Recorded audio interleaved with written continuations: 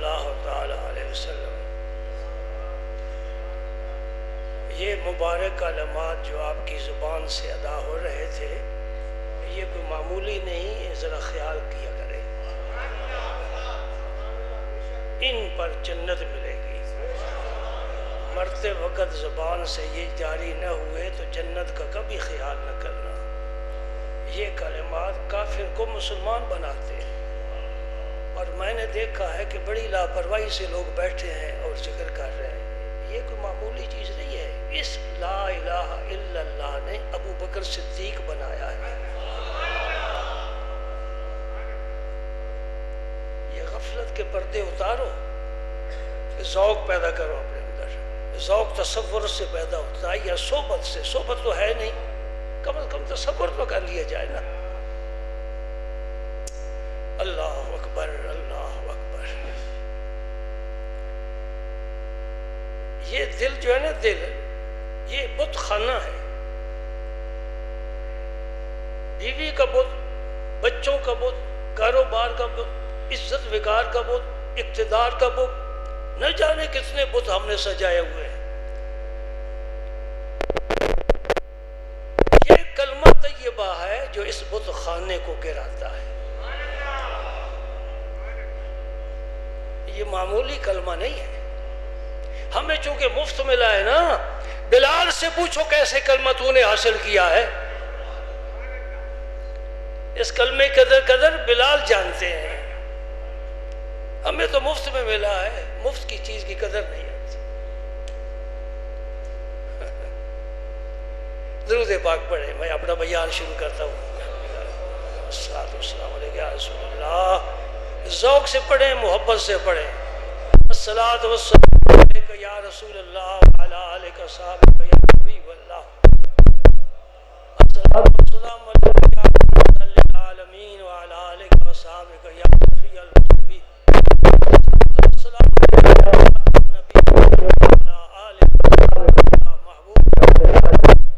میں جتنا پرانا ہوتا جا رہا ہوں، بوڑھا ہوتا جا رہا ہوں،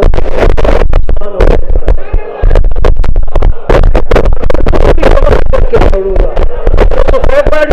تمہیں جان کر چھوڑوں گا۔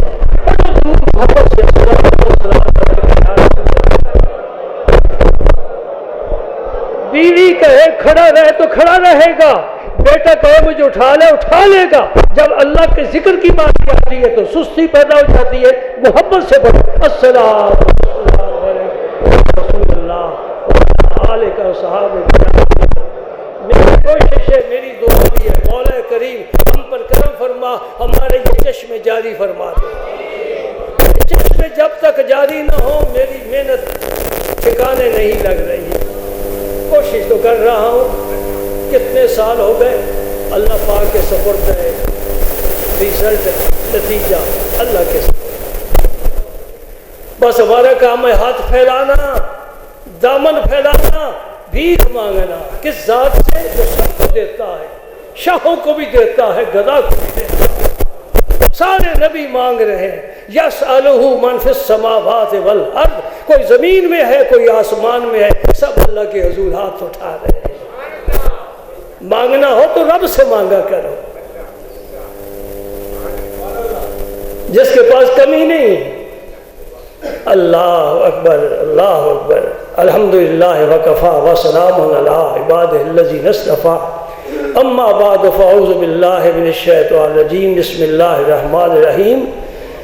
وما ارسلناک الا رحمۃ للعالمین۔ وقال اللہ تبارک و تعالی یا ایھا النبی انا ارسلناک شاہدا ومبشرا ونذیرا وداعیا الی اللہ باذنہ وسراجا منیرا۔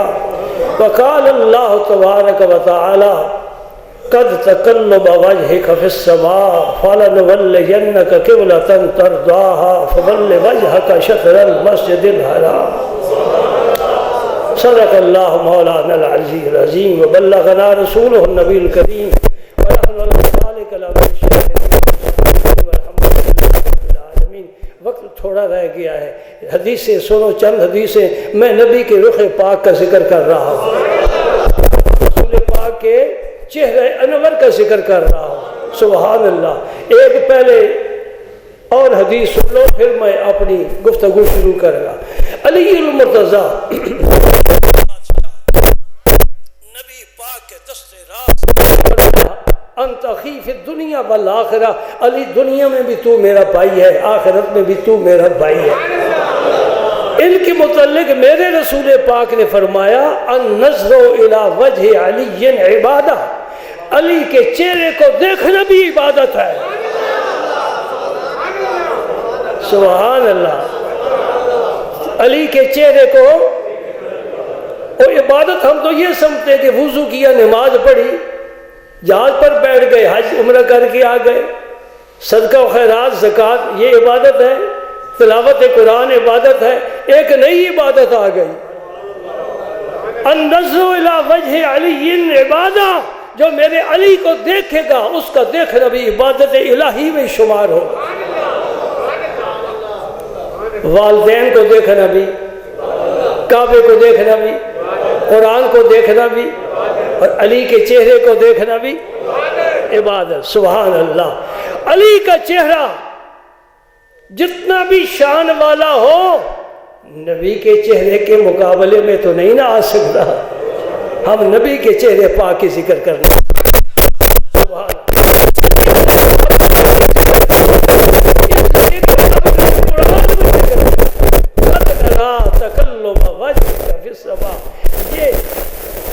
اسے وجہون کہتے ہیں عربی میں، وجہون، وجہون کا معنی چہرہ، وجہون کا معنی ایک اور بھی ہے، پوری ذات انسانی یا اللہ کی ذات، اس کے لیے بھی وجہون کا لفظ ہے۔ اینما تولوا فثم وجہ اللہ، تم جدھر بھی منہ کرو گے ادھر ہی اللہ کا چہرہ نہیں، اللہ کی ذات ہو۔ اللہ چہرے سے ہاتھ سے پاک ہے، یہ متشابہات میں سے ان کو ہم معنی جانتے ہیں، سمجھ نہیں سکتے کہ کیا مفہوم ہے۔ تو وجہ ان کا معنی چہرہ بھی ہے اور وجہ ان کا معنی ذات بھی ہے۔ کیوں؟ کسی کو پہچاننا ہو چہرے سے ہی پہچانا جا سکتا۔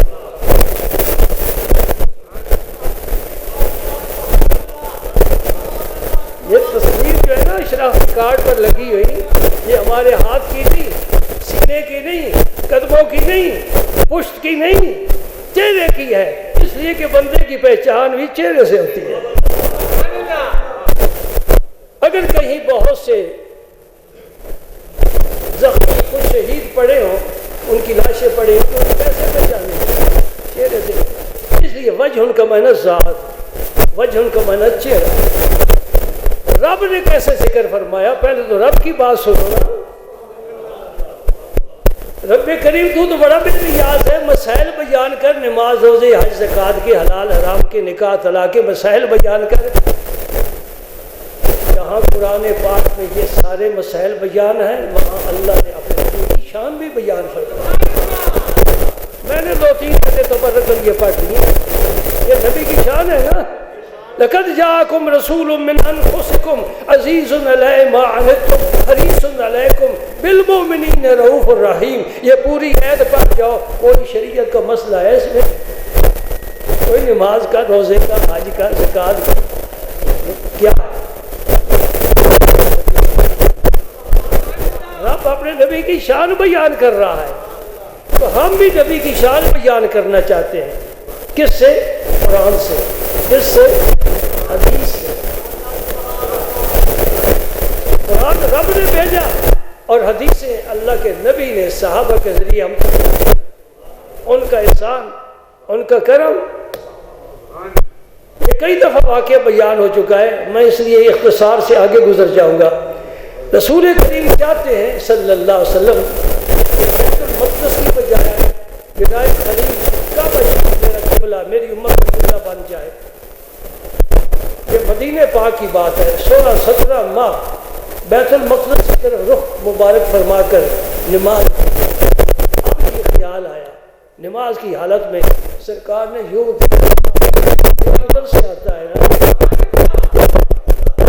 میرے اللہ مجھ کو جب اپنا حبیب بنایا ہے، میری خواہش ہے، زبان سے نہیں دل میں خواہش ہے کہ وہ کعبہ جو میرے جد امجد ابراہیم علیہ السلام اسماعیل علیہ السلام نے تعمیر کیا تھا وہ میرا قبلہ بن جائے۔ بار بار دیکھا، نماز بھی پڑھ رہے ہیں، اوپر بھی دیکھ رہے ہیں، ان کا ہر عمل، ان کی ہر ادا ہی عبادت ہے۔ رب نے فرمایا قد نرا تقلب وجہک فی السماء، یہ ہے تقلب، کبھی اوپر دیکھ رہا کبھی نیچے دیکھ رہا۔ قد نرا، تو ہماری طرف دیکھ رہا ہے، ہم تیری طرف دیکھ رہے ہیں۔ نرا کا کیا معنی ہے؟ ہم دیکھ رہے ہیں، تیرے کو دیکھ رہے ہیں، ہم سمجھ رہے ہیں تو کیا چاہتا ہے، ہم بنا دیں گے فَلَنُوَلِّيَنَّكَ قِبْلَةً، ہم تیرا قبلہ ادھر ہی پھیر دے کے ترضاہا، جسے تو پسند کرتا ہے۔ اہل بصیرت نے کہہ دیا کہ یہ کعبہ قبلہ نہیں ہے، رضائے مصطفیٰ قبلہ ہے۔ سبحان اللہ۔ امت کے لیے مرکز ملت بن گیا، نماز پڑھنی ہے، سجدہ کرنا ہے تو کدھر کریں؟ جدھر بھی کرو رب تو ادھر ہی ہے، لیکن قبول نہیں ہوگا۔ قبول کب ہوگا؟ جب رضائے مصطفیٰ کی طرف رخ کریں گے، پھر قبول ہوگا۔ ہاں یہ ہے قبلہ تیرا۔ اگر کعبہ شریف شہید ہو جاتا ہے، اس کی عمارت صفحہ ہستی سے مٹ جاتی ہے، اور کئی دفعہ شہید ہوا، نیا بنا، ہماری زندگی میں بھی شہید ہوا پھر نیا بنا، تو جن دنوں میں کعبے کی عمارت نہیں تھی تو ہماری نمازیں کدھر گئی؟ کبھی سوچا مسئلہ آپ نے؟ کعبہ رہے نہ رہے، اس کی عمارت قائم رہے مٹ جائے، رضائے مصطفیٰ قیامت تک ہے۔ یہ کس کے چہرے کی برکت ہے؟ اس کے چہرے کی برکت ہے جس کے متعلق میں نے گزشتہ جمعے سنایا تھا، پھر سنا دیتا ہوں۔ یا صاحب الجمال و یا سید البشر من وجہک المنیر لقد نور القمر، تیرے چمکتے ہوئے چہرے کی روشنی سے چاند نے روشنی حاصل کی ہے۔ یہ ہے وہ چہرہ۔ قد نرا تقلب وجہک فی السماء۔ صحابہ کی مجلس میں حاضر تھے، بڑے پیارے صحابہ ہیں جنہوں نے نبی کو دیکھا ہے، جو نبی سے گفتگو کرتے رہے، رسول پاک نے انہیں دیکھا ہے، ان سے پیار کی باتیں کی ہیں، انہیں کبھی بلایا ہے، کبھی کسی کام کے لیے بھیجا ہے، حضور کے پیچھے نمازیں پڑھی، سبحان اللہ، حضور سے مسائل دریافت کیے صحابہ نے، حضور کے ساتھ کھانے کھائے، حضور کے ساتھ خوش طبی کی، حضور کے ساتھ سفر کیے، حضور کے ساتھ جہاد کیے، ان کی زندگی بس حضور کے ساتھ ہے۔ سبحان اللہ۔ بھائی یہ اب کوئی چیز حاصل نہیں ہو سکتی، اس لیے دنیا کا کوئی غوث قطبی صحابی کا مقابلہ کوئی ولی، کوئی امام، کوئی شہید نہیں کر سکتا، اس لیے کہ نمازیں پڑھ سکتے ہو، پڑھتے ہو لوگ، بڑے بڑے پکے نمازی، بڑے نوافل، تہجد، اشراق، چاش، نماز تسبیح و تعلیم۔ ایک آدمی گزرا جلال پور جٹا میں، مجھے پتہ چلا ہے روزانہ 30,000 مرتبہ درود پاک پڑھتا۔ سبحان اللہ۔ اس امت میں ایسے ایسے لوگ ہیں جن کا کوئی اور کام ہی نہیں ہے۔ سبحان اللہ، سبحان اللہ۔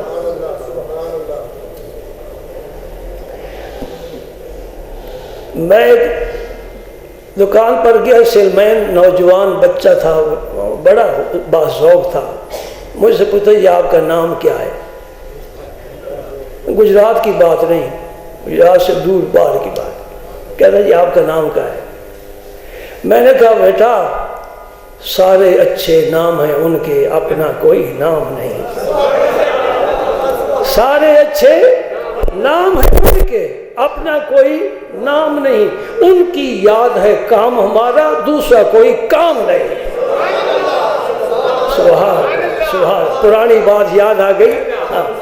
اللہ اکبر۔ یہ ہے صحابی، کیا اسم مبارک ہے ان کا؟ ابو عبیدہ بن محمد بن عمار بن یاسر۔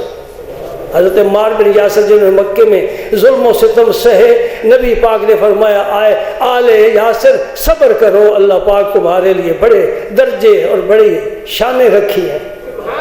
جی عمار بن یاسر ابو جہل کا خاص نشانہ، خاص نشانہ۔ ان کی اولاد میں سے ابو عبیدہ بن محمد، یعنی ان کے پوتے ہیں ابو عبیدہ۔ تعارف ہو گیا؟ وہ فرماتے ہیں یہ صحابی نہیں ہے، ابو عبیدہ صحابی نہیں ہے، عمار بن یاسر صحابی ہیں، یہ ان کے پوتے ہیں، انہیں سرکار کا زمانہ نہیں ملا۔ میں نے ربیع بنت معوذ بن افراء، یہ خاتون ہے، صحابیہ ہے، ان سے پوچھا سفیلنا رسول اللہ صلی اللہ علیہ وسلم، رسول پاک صلی اللہ علیہ وسلم کا حلیہ مبارک بتاؤ۔ شوق کی بات، ذوق کی بات جی، یہ کسی کسی کو ملتا ہے، ہر ایک کو نہیں ملتا۔ اور سارے صحابہ، سارے کے سارے صحابہ کو ملا ہوا ہے۔ یہ ناچی اللہ اکبر اللہ اکبر الحمدللہ، دل کی آئینہ میں ہے تصویر یار، جب ذرا گردن چکائی دیکھ۔ عبادت کا اپنا مقام ہے، چہرے علی کو دیکھنا اپنی شان، رسول پاک کو دیکھنے والا صحابی، قرآن کو دیکھنے والا قاری، قاری کہاں صحابی کہاں۔ حضور کا حلیہ مبارک بیان فرمایا، آپ نے فرمایا یا بنیا لو رأیتہ رأیت الشمس طالعۃ۔ مختصر بات کی اور بڑے جامع بات کی۔ لو رأیتہ رأیت الشمس طالعۃ، اگر تو حضور کے چہرے پاک کو دیکھتا تو یوں سمجھتا کہ سورج نکل آیا۔ مختصر بات ہے نا، میں کیا بتاؤں، کچھ چیزیں آدمی نہیں بتا سکتا۔ بھائی مجھے بڑی خوشی ہوئی ہے، وہ کیسے خوشی ہوئی ہے، مجھے بڑا درد ہے، نہیں بتا سکتا نا۔ ڈاکٹر صاحب مجھے بڑا درد ہے، تو کیسا درد ہے نہیں پتا۔ مجھے بڑی بھوک لگی ہوئی ہے، یہ ایسی چیزیں ہیں جن کا تعلق انسان کے وجدان کے ساتھ ہے، زبان سے نہیں بیان کر سکتا کہ کتنی بھوک لگی ہوئی ہے۔ مجھے بڑی محبت ہے، مجھے اس چیز سے بڑی نفرت ہے، نہیں بیان میں آتی۔ اس لیے انہوں نے فرمایا لو رأیتہ رأیت الشمس طالعۃ، اگر تو میرے رسول پاک کو دیکھ لیتا تو یوں سمجھتا سورج نکل آیا ہے۔ ایک صحابی ہیں، جانتے ہیں آپ، ابو ہریرہ، بڑے مشہور ہیں، فرماتے کہ ان الشمس تجری فی وجہہ، گویا حضور کے رخساروں میں سورج تیرتا تھا۔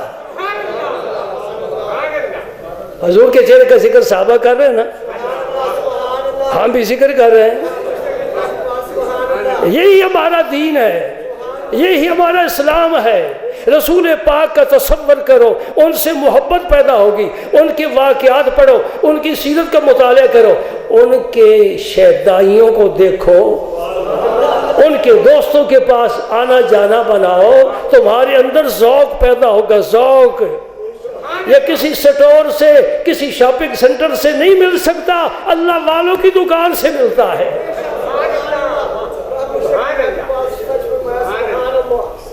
ہم بھی مدرسوں میں زندگی گزارتے تو نہ ملتا، بھلا ہو ان کا۔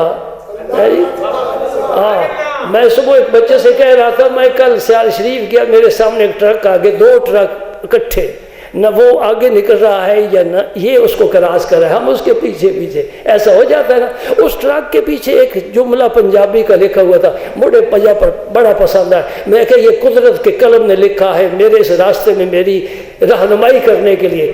کیا لکھا ہوا تھا وہ ترتیب تو مجھے لفظوں کی یاد نہیں ہے، نہ معنی یہ ہے، ہاں بھلے ہون انہاں بھلیاں دے جنہاں ساڈے تے بھلے کیتے۔ سمجھ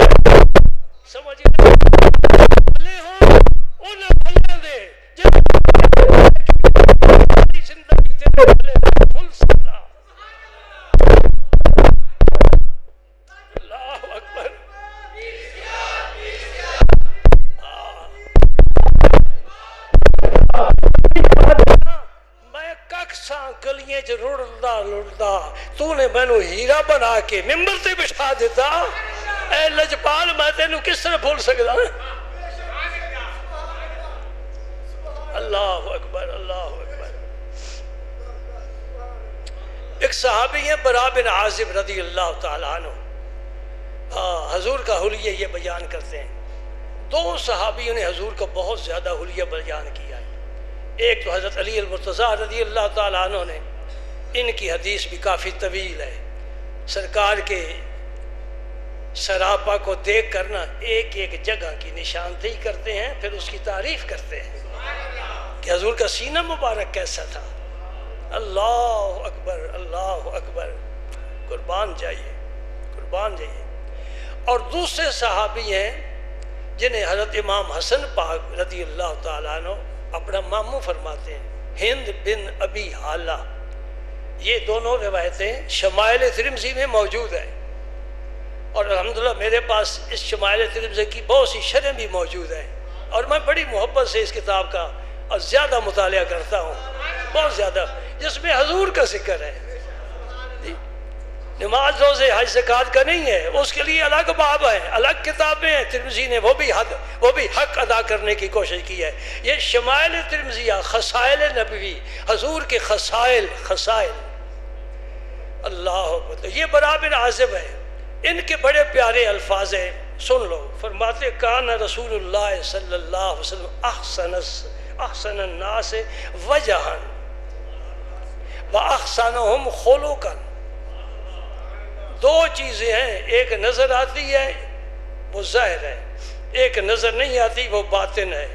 جو نظر آتی ہے اس کا تعلق عالم شہادہ کے ساتھ ہے، جو نظر نہیں آتی اس کا تعلق عالم غیب کے ساتھ ہے۔ میرے نبی پاک کے ذات پاک میں دونوں نہیں، ساری کائنات کے عالم چھپے ہوئے تھے۔ تو فرماتے کانا رسول اللہ صلی اللہ علیہ وسلم احسن الناس وجہ، حضور کا چہرہ تمام انسانوں کے چہروں سے زیادہ خوبصورت تھا۔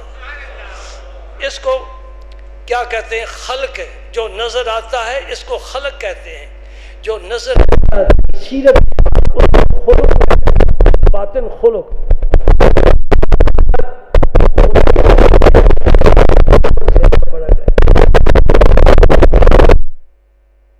اعلیٰ حضرت نے فرمایا نا، تیری خلق کو رب نے جمیل کیا، یہ ظاہر ہے، تیری خلق کو رب نے جمیل کیا، تیرے خلق کو رب نے عظیم کہا۔ اِنَّكَ لَعَلَىٰ خُلُقٍ عَظِيمٍ، اس آیت کی طرف اشارہ ہے۔ تیرے خلق کو رب نے جمیل کیا، تیرے خلق کو رب نے عظیم کہا۔ کوئی تجھ سا ہوا ہے نہ ہوگا شاہ، تیرے خالق کے حسن و ادا کی قسم۔ سبحان اللہ۔ آپ کا چہرہ مبارک تمام لوگوں سے زیادہ خوبصورت تھا، اور سبحان اللہ، اور آپ کا خلق مبارک کیا کہنا کیا کہنا، جو زخم کھا کر پتھر کھا کر بھی دعائیں دے، بڑا مشکل کام ہے۔ جو پتھر کھا کر بھی دعائیں دے، زخم کھا کر بھی دعائیں دے۔ احد میں سرکار کو کتنی تکلیف پہنچی، دنداں مبارک شہید ہوئے، خود سر میں دھنس گیا، خون کے فوارے جاری ہو گئے، اور سیدنا امیر حمزہ شہید بنے ہیں، وہ شہید ہو گئے، وہ شہید ہو گئے۔ 70 صحابہ میدان احد میں حضور کے یار، حضور کے فوجی 70 شہید ہو گئے۔ صحابہ نے کہ یا رسول اللہ کے لیے بد دعا فرمائیں، آپ نے ہاتھ اٹھا دیے۔ صحابہ بڑے خوش ہوئے کہ یہ مٹ جائیں گے، میرے نبی مٹانے کے لیے نہیں آیا، مٹے ہوئے کو ابھارنے کے لیے آیا ہے۔ فوراً ہاتھ اٹھا دیے، اللہ مغفر لقومی فإنہم لا یعلمون، اے اللہ میری قوم کو بخش دے۔ پھر بھی انہیں اپنا فرمایا اور ان کی طرف سے عذر بھی پیش کر دیا، فإنہم لا یعلمون، یہ مجھے جانتے نہیں، اگر جانتے پہچانتے یہ کام نہ کرتے۔ سبحان اللہ سبحان اللہ سبحان اللہ۔ ہند بن ابی حالہ کا ایک جملہ سن لیجئے، وہ فرماتی ہیں یتلالہ وجہہ تلال القمر لیلۃ البدر، 14ویں کا چاند کس طرح چمکتا ہے آسمان پر، جی دیکھنا۔ فرماتے ہیں کہ حضور کا چہرہ مبارک یوں ہی چمکتا تھا. حضور کا چہرہ مبارک دنیا میں اس سے بہتر کوئی مثال نہیں دے سکتے، ورنہ چاند کی کیا مجال ہے کہ سرکار کے چہرے مبارک کے سامنے اس کو رکھا جائے. چاند کے چہرے پہ چھائیاں ہیں، مدنی کا چہرہ صاف ہے.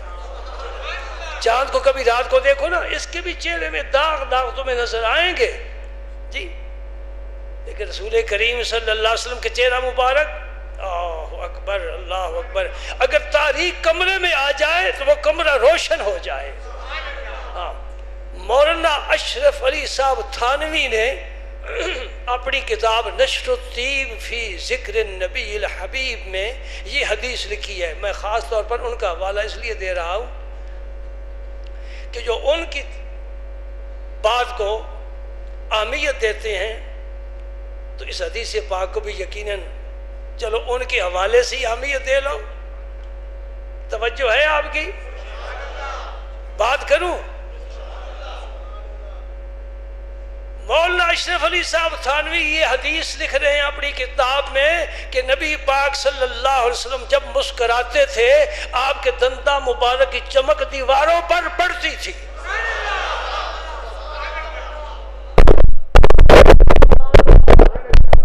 قربان جائے قربان جائے، سبحان اللہ.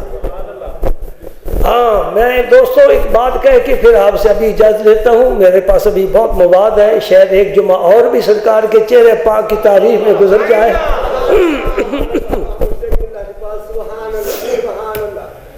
اللہ اکبر اللہ اکبر اللہ اکبر. بھئی اگر کسی شخص کو بخاری آ جائے نا تو چہرے کا رنگ کیسا ہو جاتا ہے؟ دیکھنے والا دیکھ لے اس کی طبیعت خراب ہے، یا گھر سے ناراض ہو کر آئے جی، یا گھر سے کچھ جھڑکیاں سن کر باہر نکلے جی. تعلیم عام ہو رہی ہے نا، جھڑکیاں بھی عام ہو رہی ہیں اور طلاقوں کی شرح بھی بڑھ رہی ہے. کس کا نتیجہ ہے؟ تو چہرے کے انداز بدلتے ہیں. اگر خون آگے نا بھی شیخ صاحب اتنا منافع آپ کو ہوا ہے، اب چہرے کا انداز بدل جائے گا. 12 سال ہو گئے شادی کو، آج خبر ملی کہ بیٹا پیدا ہوا، چہرے کا انداز بدل جائے گا. ٹھیک ہے نا؟ اگر نقصان ہو گیا تو چہرے کے انداز بدلنے چاہیے. حضور کی تعریف آئے تو چہرہ کھل کھلا جانا چاہیے، پھول کی طرح. ایسا نہ آدمی بیٹھا رہے کہ غمی ہے تب بھی ٹھیک ہے، خوشی ہے تب بھی ٹھیک ہے. چہرے کے آثار بدلنے چاہیے. یہ مسکراہٹ اسی لیے میرے آقا کریم جب کاشان اقدس سے برآمد ہوتے تھے، یہی تو حجرہ مبارک ہے نا، دروازہ مسجد میں کھلتا ہے، جا کر دیکھو تو صحیح، بہاریں ہیں وہاں، اور بہاریں ہیں وہاں، اور مسجد نبوی میں جنت کا حصہ اور ٹکڑا ہے، اور جنت وہاں سے میرے نبی کے قدموں کے نیچے بچھنے کے لیے آ گئی ہے. ما بین منبری و روضتی، ما بین بیتی و منبری روضۃ من ریاض الجنہ. حضور نے فرمایا ما بین بیتی و منبری روضۃ من ریاض الجنہ، میرے گھر اور میرے منبر کے درمیان یہ جتنا حصہ ہے یہ جنت کا ٹکڑا ہے. اور علماء نے لکھا ہے کہ واقعی ہی جنت کا ٹکڑا ہے، اور قیامت جب قائم ہوگی تو یہ واپس جنت میں اپنی جگہ چلا جائے گا. میرے اللہ کی کرم نوازی دیکھو، حضور سے پیار اور محبت کا انداز دیکھو. پیارے تو گھر سے ممبر کی طرف آتا ہے، ممبر سے گھر جاتا ہے، میں چاہتا ہوں تیرے قدموں کو نیچے پھول نہ بچھاؤں، وہ مرجھا جاتے ہیں، جنت کا ٹکڑا رکھ دوں تیرے قدموں کے نیچے، جنت کا ٹکڑا رکھ دوں. سبحان اللہ سبحان اللہ. وہ جگہ دیکھو جا کر. تو کاشان اقدس سے جب برآمد ہوتے تھے نا تو ترمذی شریف میں حدیث آتی ہے، صحابہ کرام سب سر جھکا کر بیٹھے، کسی کو جرأت نہیں یوں زیارت کرے سوائے ابو بکر صدیق رضی اللہ عنہما، جنہیں شیخین کہا جاتا ہے. شیخین صرف یہ دو صحابی حضور کی طرف دیکھتے تھے اور حضور بھی کسی پر نظر نہیں ڈالتے تھے، انہی کو دیکھتے تھے۔ یہ جوڑے ہم نے نہیں بنائے، یہ اللہ نے بنائے ہیں، یہ سنیوں نے نہیں بنائے، اللہ نے بنائے ہیں۔ اب مزارات کہاں ہیں ان دونوں کے؟ مزار کہاں ہیں؟ جنت البقیع میں، کہاں ہیں؟ اور یہ مسئلہ یاد رکھو، حلیۃ الاولیاء میں حضرت ابو نعیم اصفہانی نے حدیث لکھی ہے، جہاں انسان دفن ہوتا ہے وہیں سے اس کا خمیر لیا گیا ہے، جہاں سے خمیر لیا گیا ہے وہیں وہ دفن ہوتا ہے۔ پتہ چلا دنیا سے رخصت ہونے کے بعد ابو بکر اور عمر حضور کے پہلو میں نہیں لیٹے، رب نے جب ان کا خمیر لیا تھا اس دن بھی نبی پاک کی قبر انور کے ساتھ سے ہی لیا تھا کہ میں تمہیں دوبارہ پھر یہیں لے کر آؤں گا۔ جی کانا یتبسم الیہما وکانا یتبسمان الیہ، جب حضور انہیں دیکھتے وہ مسکراتے اور جب وہ حضور کو دیکھتے وہ مسکراتے، چہرہ چہرے کے سامنے آتا، نظریں نظروں سے مل جاتی، مسکراہٹوں کا تبادلہ ہوتا۔ یہ عبادت کا آغاز ہو رہا ہے، یہ ہے عبادت۔ یہاں میں ایک نقطہ آپ کے سامنے پیش کرنا چاہتا ہوں۔ صحابہ کرام کے مزاج اور ذوق کے لحاظ سے دو گروہ تھے صحابہ کے۔ ایک تو وہی تھا جو صدیق اکبر اور عمر فاروق کے مسلک کے تھے، یہ سرکار کا چہرہ مبارک دیکھتے تھے، زیارت کرتے تھے۔ اور بعض صحابہ کرام کا وہ بھی بڑے خوبصورت ہیں، وہ سر جھکا کر بیٹھتے تھے، نظر نہیں اٹھاتے تھے، ادب کا یہ مقام ہے۔ ان کے پیشوا حضرت عمر بن عاص ہیں، یہ فاتح مصر ہے، کوئی معمولی صحابی نہیں، جرنیل ہے، چیف آف آرمی سٹاف ہے، مصر فتح کیا۔ وہ فرماتے ہیں، حدیث پاک ہے، وہ فرماتے ہیں مجھ سے کوئی رسول پاک کا حلیہ پوچھے میں نہیں بتا سکتا، میں نے ساری زندگی نظر بھر کے حضور کو دیکھا ہی نہیں۔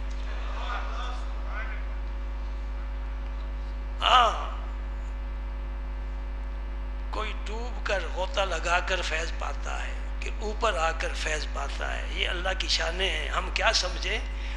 بلکہ کچھ ایسے لوگ ہیں، وہ بڑے پیارے الفاظ ہیں ان کے، فرماتے میں نے اپنی آنکھوں کو حضور کے دیدار سے بھرا نہیں ہے، یہ الفاظ کا معنی ہے، میں نے جی بھر کے حضور کی زیارت ہی نہیں کی ہے، ہمیشہ سر جھکا کر نگاہیں جھکا کر بیٹھا کرتا تھا۔ صدیق اکبر کہاں ہے؟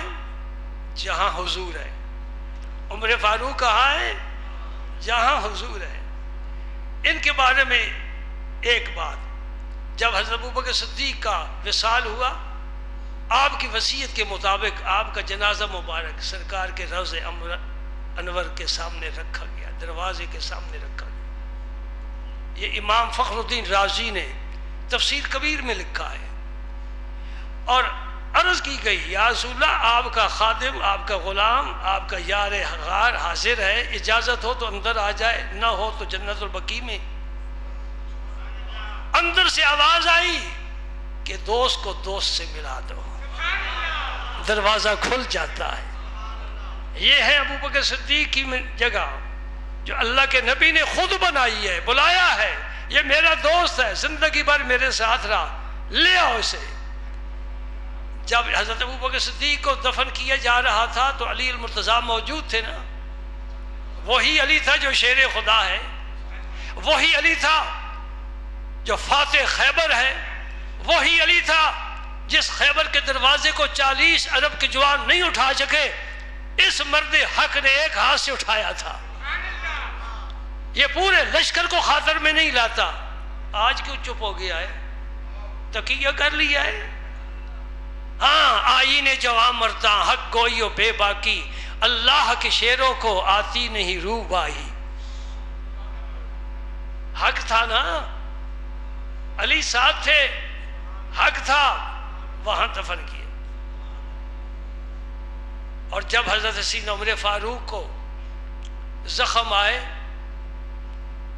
3 دن اس صورت میں ہی گزر گئے. آپ نے اپنے بیٹے عبداللہ کو بھیجا، جاؤ حضرت عائشہ صدیقہ کے پاس، ام المومنین کے پاس، یہ حجرہ ان کا ہے، میری خواہش ہے کہ مجھے بھی یہاں دفن کیا جائے. وہ اجازت نہ دے تو میں یہاں دفن نہیں ہونا پسند کرتا، وہ اجازت دے پھر دفن ہوگا. میرے دوستو، یہ ہے عمر کا عدل. عمر کے عدل کو دنیا سلام کرتی ہے. یورپ والے سے پوچھو، وہ بتائیں گے کہ عمر عدل والا تھا.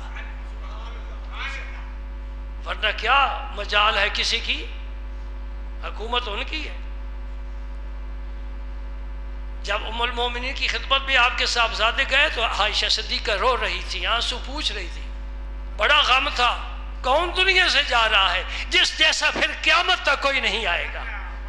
وہ عمر جا رہا ہے، عدل جا رہا ہے، انصاف جا رہا ہے، حق گوئی جا رہی ہے، بے باکی جا رہی ہے، جرت جا رہی ہے. عرض کیا میں اس لیے حاضر ہوا ہوں.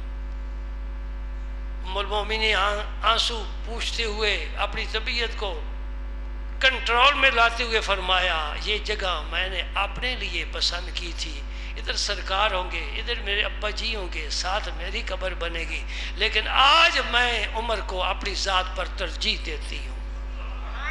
قربان جائیے. ان لوگوں کا ایثار تو دیکھو، بڑا زبردست ایثار کر دیا. حضرت عمر انتظار کر رہے تھے، دروازے کی دیکھ رہے تھے کب بیٹا آتا ہے، کیا خبر لاتا ہے.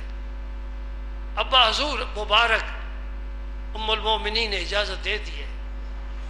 فرمایا بیٹا یاد رکھ، ابھی میں زندہ ہوں، ابھی مجھے امیر المومنین کہنے والے ہو، جب میرے جسم سے روح نکل جائے تو دوبارہ پھر ام المومنین سے اجازت طلب کرنا. اللہ اکبر، دوبارہ پھر اجازت طلب کرنا. آپ کے وصال کے بعد حضرت عبداللہ پھر دوبارہ حاضر ہوئے. آپ نے فرمایا بیٹا میں نے وہ جگہ عمر کو دے دی ہے.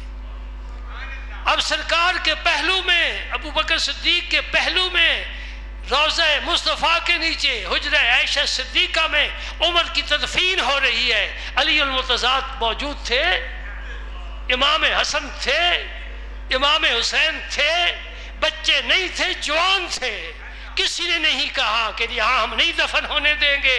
سب سب سب متفق ہے. اب میں پوچھتا ہوں، علی تیرا امام ہے کہ میرا امام ہے؟ علی امام من است و منم غلام علی، ہزار جان گرامی فدا بنام علی. چشتیوں کے امام علی، قادریوں کے امام علی، سہروردیوں کے امام علی. صرف نقش بندیوں کا سلسلہ صدیق اکبر تک پہنچتا ہے، لیکن ولایت کا فیض یہ بھی علی المرتضیٰ سے پاتے ہیں. میں مجدد صاحب کی بات کرتا ہوں، نقش بندیوں کے سردار ہیں، ہمارے بھی سردار ہیں، آنکھوں کا نور ہے، دل کا سرور ہے. اللہ اکبر. مجدد الفسانی کیا فرماتے ہیں؟ فرماتے ہیں کہ ابھی تک علی المرتضیٰ دنیا میں تشریف نہیں لائے، پہلی امتوں کے ولی بھی علی المرتضیٰ کی روحانیت سے فیض پایا کرتے تھے. کون کہہ رہا ہے؟ نقش بندیوں کے سردار کہہ رہے ہیں، مجدد الفسانی فرما رہے ہیں. اور یہی بات تفسیر مظہر میں علامہ قاضی ثناء اللہ پانی پتی نے بھی لکھی ہے. وہ فرماتے ما بالغ احد درجۃ الاولیاء الا بتوسط روحہ کرم اللہ تعالی وجل کو. پہلی امتوں کا ولی اس وقت تک ولی نہیں بنا جب تک علی کی روح نے مدد نہیں فرمائی. اب ان سے جا کر پوچھو جو ماتم کرتے ہیں، علی کا تو دوست ہے کہ علی کے ہم غلام ہیں؟ جی کوئی انصاف سے کام لینا چاہیے، انصاف سے کام لینا چاہیے. علی کے ہم غلام ہیں، چشتی غلام ہے، قادری غلام ہے، نقش بندی غلام ہے، سہروردی غلام ہے. یہ ولی غلام ہے علی کے، اور علی سردار ہے ولی کا. الحمدللہ. اس لیے میں نے ابتدا میں حدیث پیش کیا ہے، سن لو دوستو. حضور نے فرمایا النظر الی وجہ علی عبادہ. علی کے چہرے کو دیکھنا بھی عبادت ہے. عمر سی پڑھنے والے یہاں تک نہیں پہنچ سکتے، قرآن پڑھنے والے یہ باتیں سمجھتے ہیں۔ یہ راز میرے رب نے کھولے ہیں۔ ایک اور بات کروں، ہاں چشتی ہوں اور الحمدللہ انشاءاللہ اللہ کے فضل سے چشتی بھی ہوں، بہشتی بھی ہوں۔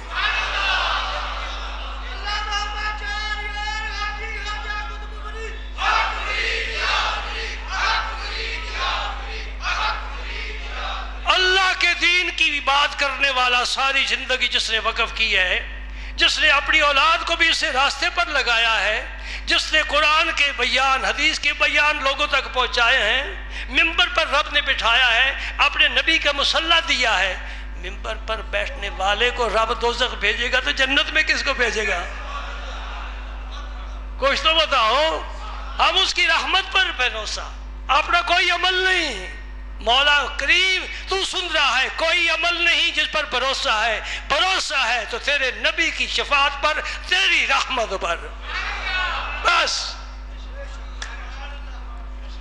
مایوس نہیں ہے، نا امید نہیں ہے، اللہ کرم فرمائے گا۔ وہ اگلا جان اس کے سپرد ہے، ہم اس میں دخل نہیں دے سکتے، فیصلے وہ فرمائے۔ آمنا وصدقنا، کہنے نوکر کیا تے نہ کیا، ہم تو نوکر ہیں۔ میں بات دیکھو، میں نوکر صحابہ دا لکھا ہوں نا، مجھے ایک مائیہ یاد آتا ہے۔ سناؤں مائیہ؟ وہ کیا جا کر شہر میں میری اطلاع کر گئے، مائیہ سناتا رہا ممبر پر بیٹھ کر۔ مائیہ میں بڑا فرق ہے۔